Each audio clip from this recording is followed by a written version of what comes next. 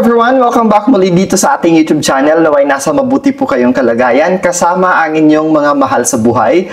At para naman sa mga subscribers natin na nasa ibayong dagat, nasa abroad, malayo, isang malaking sakripisyo ang ginawa upang may mabago ang kanilang buhay at buhay ng kanilang pamilya.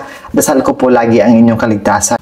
Snake, 1929, 1941, 1953, 1965, 1977, 1989, 2001, 2013, and 2025. Ano ang aasahan ng mga snake ngayong 2025 pagdating sa kanilang karera? Okay. Sir Franz, diba, Year of the Snake ngayon, maswerte si Snake. Okay, pakatandaan nyo po na hindi ibig sabihin taon ng Snake, talagang lahat na lang ng swerte ay nasa kay Snake. No po. In fact, pag ikaw ang nakatoka, yung animal sign mo yung nakatoka sa taon na yan, ikaw yung tinatawag na Grand Duke. Ikaw yung leader. Kaya ikaw yung punong abala. Stressful yung taon mo. Konting pagkakamali, makikita ng lahat. That's the challenging point for those na yung kanilang animal zodiac ay nakataon sa taon na yan. Okay? Alright, balik tayo sa karera ng mga snake. Iwasan at mag-ingat. Okay? Magkakaroon ka ng mga maraming kontrabida. Okay? Maraming kontrabida sa trabaho. Kaya be careful and try to keep good relationship sa lahat ng mga kasamahan mo dyan sa loob ng trabaho, sa loob ng kumpanya, o sa loob ng negosyo. Because, you know, may mga kontrabida. But it doesn't mean na kailangan mong pagtuunan sila ng pansin. Kailangan mo lang maging maingat. Okay? At huwag madaliin ang mga desisyon na gagawin mo. Because you are prone to make mistake. Prone ka na gumawa ng mga maling desisyon at plano ngayong 2025 sa aspeto ng iyong karera o hanap buhay. Pagdating naman sa kayamanan, hindi ganon din kaganda ang pasok ng pera. If you want to accumulate money on rainy days, pinapayuhan po kayo na spend and start side business. Maghanap at huwag dumepende sa isang source of income lamang. And at the same time, learn how to keep your money. Be thrift, hindi yung waldas. Okay?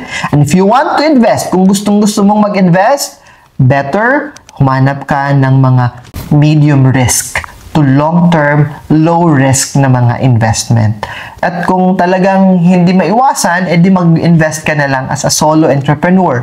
Pagsimula ng maliit na tindahan, maliit na hardware, maliit na kainan. Depending on your skills and the skills of your people, yan, sa pagtutulungan ninyo, definitely hindi ka naman siguro mawawala. But wag masyadong ambisyoso that you are going to invest right away, right then, malakihan na pera kasi magsisimula ka pa lang. Mas maganda, tulad din ng halaman, na makita mo na lumago ang iyong papasuking hanap buhay. The side business na papasukin mo. Pagdating naman sa relasyon, magkakaroon ng mga argumento, magkakaroon ng pag-aaway, magkakaroon ng hindi pagkakasunduan na magiging dahilan ng hindi na healthy ang inyong pagsasama. Kayo naman na mga single na mga snake, makakahanap ka, makakakita ka ng mga manliligaw o liligawan nyo, but hindi ka magiging happy ngayong taon with this mahahanap mong mga liligawan o manliligaw. Kaya ina-advise o pinapayuhan both yung may asawa o mga single na mga snake, remain calm in dealing with your relationship matters. Yon. Pagdating sa edukasyon, katamtaman. For those na nag-aaral ng mga snake, magiging katamtaman o magiging banayan ang estado ng pag-aaral. You are going to acquire new knowledge, okay? But madali kang mairita ngayong taon dahil nga ikaw yung Grand Duke. Konting pagkakamali lang makikita nila agad, okay? In as much as possible, don't be upset, maging kalmado lang, and magbigay ka ng oras, ng effort para makita mo at makita ng mga guro mo o ikaw who's reviewing for a board exam, makita mo sa sarili mo yung progress na hinahanap mo with your ambition sa iyong edukasyon. Pagdating naman sa kalusugan, kailangan magdoble ingat yung mga snake na medyo may edad na. We need to pay attention sa ating mga kalusugan, sa ating sikmura, sa ating kidney, sa ating spleen, in general, sa ating internal organs sa bahagi ng tiyan. While itong mga medyo bata pa na mga snake, you need to maintain a healthy habits. Okay? And you need to pay attention to safety issues sa trabaho man o sa inyong tahanan because prone sa aksidente si snake ngayong taon. Pangkalahatan, ito, focus tayo dito.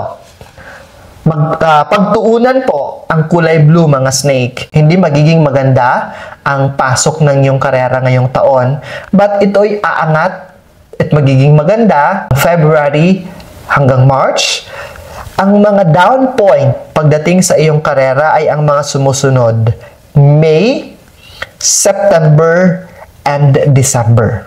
May, September, and December. Kaya mag-ingat sa sinabi ko kanina na magkakaroon ka ng maraming kontrabida. Kaya kailangan panatilihin ang magandang relasyon at pakikisama sa mga tao sa loob ng kumpanya o sa mga tao sa loob ng iyong negosyo. Pagdating naman sa kayamanan, please focus your eyes on the color yellow or gold na line. That's the kayamanan. Mag-ingat because haharap ka ng maraming pagsubok pagdating sa pera o kayamanan sa mga buwan ng April, sa pagtatapos ng June at September. Although, magiging okay naman so far at aangat October, November hanggang matapos ang taon. Pero uulitin ko, maging handa. Ang iyong sarili ihanda, February pa lang, ihanda at huwag maging waldas kasi you will be facing challenges sa pera on April, pagtatapos ng June, lalong-lalo na on September. Very bagsak on September. Pagdating naman sa pag-ibig at relasyon, asahan ang mga break-up at pag-aaway at very cold and shaky na relationship sa mga buwan ng Mayo, pagtatapos ng June and October. Pagdating sa kalusugan, ito medyo marami ang ating kailangan pag-ingatan. In fact, early as February, kailangan healthy lifestyle na tayo. Simula ngayong January kasi February pa lang, haharap na tayo ng pagsubok sa kalusugan. Pagtatapos ng June, September, pinakamababa is on November. Although, babawi naman po kayo on December.